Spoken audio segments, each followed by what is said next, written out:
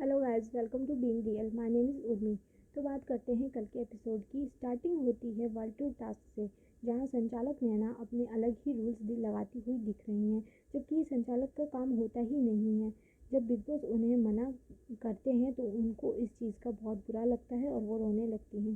शायद वो big boss देख कर आई है, ऐसा उन्होंने कहा था। फिर भी अगर ऐसी गलती कर रही हैं तो इसमें किसी और की गलती नहीं है, और जो बिग बॉस ने मना किया वो बिल्कुल ठीक ही किया।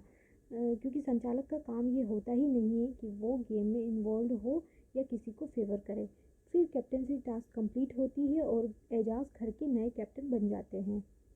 तो जैसा कि हमने हमेशा देखा है कि एजाज जो भी काम करते हैं बहुत ही शिद्दत से करते हैं, चाहे वो टास्क हो, घर का काम हो या कैप्टनशिप हो। वही वो कर रहे थे जो कि कुछ लोगों को बुरा लगा है। उन्होंने सबकी ड्यूटीज़ बांटी, सबको अपनी अपनी ड्यूटीज़ दी, और फिर तभी एजाज पवित्रा के लिए कुछ मैसेज जान के थ्रू भिजवाते हैं। और कविता उनको कुछ कह रही होती है तो वो सुनते नहीं हैं। तो ये कोई इतना बड़ी बात नहीं थी कि कविता ने इतना इशू किया। और कुछ उनको उनकी कैप्टनशिप को लेकर भी उन्हें काफ़ी परेशानियां हुई। क्या हुआ हमें नहीं पता। सडनली ऐसे कविता ने एकदम से चेंज हो गई और एजाज से इतना बड़ा आर्गुमेंट पता नहीं क्यों करती हैं। जबकि हम जितना जानते हैं एजाज एक सॉर्टेड पर्सन है, सुलझे हुए लगते हैं, रिजर्व नेचर के हैं। वो किसी का क्या यूज़ करेंगे, जैसा कि कविता ने कहा कि he used me, that was not fair. Ejaz ने बहुत बार कहा भी है कि उनके दोस्त बहुत ही लिमिटेड है, और अगर उन दोस्तों में वो कविता को रखते हैं, उनको जगह देते हैं, तो दैट मीन्स वो उनको कहीं ना कहीं दोस्त मानते हैं, जो कि शायद कविता नहीं मानती है। उन्होंने स्टार्टिंग में तो शो नहीं किया, पर अब बता दिया है कि वो उनकी दोस्त नहीं है। कविता ने उनकी काफ़ी पर्सनल चीज़ें भी बता दी नेशनल टीवी पे, जो कि नहीं बतानी चाहिए थी। जैसे कि लॉकडाउन में उन्होंने कॉल किया, और उन्होंने उनका इंडस्ट्री में कोई फ्रेंड नहीं है। ये सब चीज़ें बहुत ही गलत थी, उनको ऐसा नहीं कहना चाहिए। और हमने इंस्टा आईडी पर उनकी देखा कि उनकी एजाज़ के साथ एक फ़ोटो भी है उनके बर्थडे की।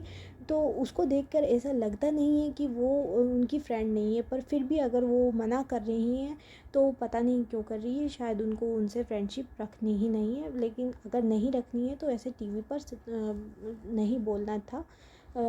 एजाज का काफ़ी दिल टूट जाता है, और वो ये एक्सेप्ट कर लेते हैं कि ठीक है, वो उनके फ्रेंड नहीं हैं।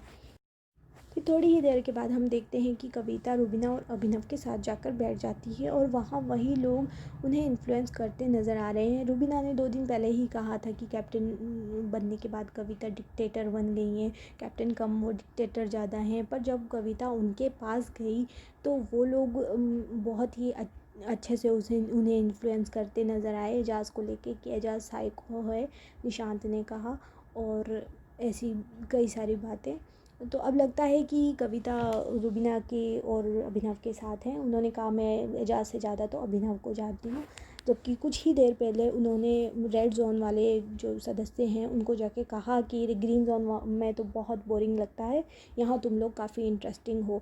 जो कि पवित्रा ने उन्हें बाद में बहुत अच्छे से सुनाया भी, और कहा कि पहले हम यहाँ पे बोरिंग लग रहा था, अब वही लोग आपको कैसे अच्छे लग रहे हैं।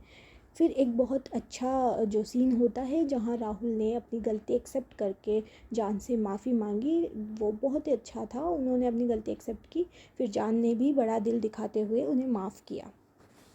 तो ये था कल के एपिसोड में। एजाज एंड कविता की फ्रेंडशिप टूट चुकी है।